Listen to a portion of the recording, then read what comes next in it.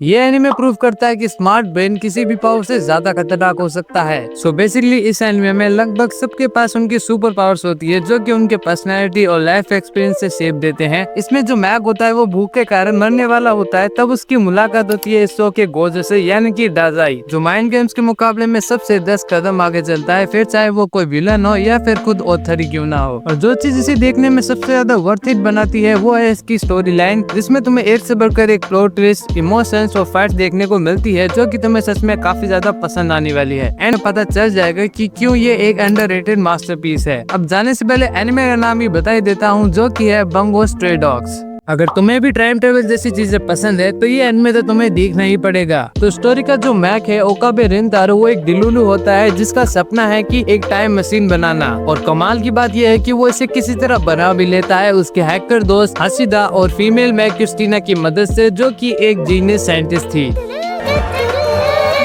But लेकिन असली problems भी इसके बाद ही स्टार्ट होती है, जिनका सोल्यूशन भी एक काफी बड़ा सेक्रीफाइस होता है। इन शॉर्ट मैक को रीजरो की सुबारू वाला ट्रीटमेंट मिलता है। एंड इसका प्लॉट इतना क्रेजी है जिसे तुम एक बार देखोगे तो तुम्हें अपने आप ही पता चल जाएगा। अब जाते जाते एनिमे का नाम भी सुन लो, जो कि है स्टेन्स गेट। इस एनिमे का मैक प्योर क्रिएलिटी में जन्म लेता है बिना किसी स्किन, आंखों और हार्ट बीट के। तो इस एनिमे में एक समुराई लॉर्ड अपने खुद के न्यू बॉर्न बेबी के शरीर को डीमंस को एक्सचेंज में दे देता है, सिर्फ और सिर्फ पावर पाने के लिए। आगे चल के उसी बच्चे का नाम होता है हियाकिमारू। उसकी लड़ाई सिर्फ मॉन्स्टर से नहीं होती बल्कि उस दुनिया से होती है जिन्होंने उसे सेक्रीफाइस कर दिया। हर डीमन को हराने के बाद वो अपने एक हिस्से को वापस पाता है, अपनी आंखें, अपनी आवाज और अपनी ह्यूमैनिटी। ये एनीमे कोई नॉर्मल रिवेंज स्टोरी नहीं है, ये कहानी है पेन, सर्वाइवल और इंसान बने रहने की पावर की। और अब इस एनीमे का नाम भी जान लो, जो कि है डोरोरो। हर विश की एक कीमत होती है और फेथ में वो कीमत है लाइफ। ये स्टोरी है उन लोगों की जो एक विश पूरी करने के लिए वॉर लड़ते हैं, होली ग्रेल वॉर। हर मास्टर एक पोकेमॉन आई मीन सर्वेंट बुलाता है एक लेजेंडरी वॉरियर पास से अपने सपने के लिए। पर जितना बड़ा सपना उतनी ही बड़ी कुर्बानी। कुछ लोग जीत कर भी सब कुछ खो देते हैं और कुछ हार कर भी लेजेंड्स बन जाते हैं। और हर फाइट्स में सिर्फ जोर्ड्स की टक्कर नहीं होती, अंदर की और वॉर चलती है अपने चॉइसेस और आइडियलिज्म के साथ। इसमें सिर्फ फाइट्स नहीं है, ये दिखाता है कि जीतने के लिए कभी कभी इंसान को अपनी सोल तक को दांव पर लगाना पड़ता है। और वही पल बताता है हीरो कौन था और मॉन्स्टर कौन बना। और अगर तुम्हें भी लगता है कि कुछ और सिर्फ बैटलफील्ड्स में नहीं अंदर भी लड़ी जाती हैं, तो welcome to the faith side. ये एनीमे दिखाता है कि बिना किसी पावर्स और फैंटेसी के भी 100 सुपर अमेजिंग हो सकता है। तो बेसिकली इसकी स्टोरी कैरेक्टर्स की गैंगस्टर लाइफ के अराउंड रिवॉल्व करती है कि कैसे वो सब लाइफ की हार्श रियलिटी को फेस करते हैं। तो इसमें जो मैक होता है वो एक नॉर्मल ऑफिस वर्कर होता है, पर लेकिन बंदे की किस्मत इतनी ज्यादा खराब होती है कि पूछो मत। पहले तो वो एक रैंडम गैंगस्टर डील के अंदर फंस जाता है, उसके बाद जब वो मदद के लिए अपने कंपनी वालों से कॉन्टेक्ट करता है तो वो लोग तो साफ साफ अपने हाथ खड़ा कर देते हैं, बोल देते कि हमें नहीं फर्क पड़ता, तुम्हें इसके साथ जो करना है तुम करो। इसके बाद एंड में जब सब कुछ शॉर्ट हो जाता है तो उसके कंपनी वाले से वापस आने का ऑफर देते हैं, पर लेकिन वो भी दिखा देता है कि वो शो को मैं क्यों है। वो सीधा बोलता है कि तुम सब जाओ बाहर में, तुमसे अच्छा तो मैं इन लोगों को ज्वाइन कर लो जिन्होंने मुझे किडनैप किया था। और इसमें तुम्हें और भी काफी सारे बैडेस्ट कैरेक्टर्स देखने को मिलेंगे, जैसे कि रेबी जिसके लिए गन चलाना चाय पीने के बराबर है। एंड एट द एंड में तुम्हें यही बोलूंगा कि ये कैसा अंडररेटेड जेम है जिसे तुम्हें एक बार तो देखना ही पड़ेगा। जाने से पहले एनिमे का नाम भी सुन लो, जो कि है ब्लैक लगून।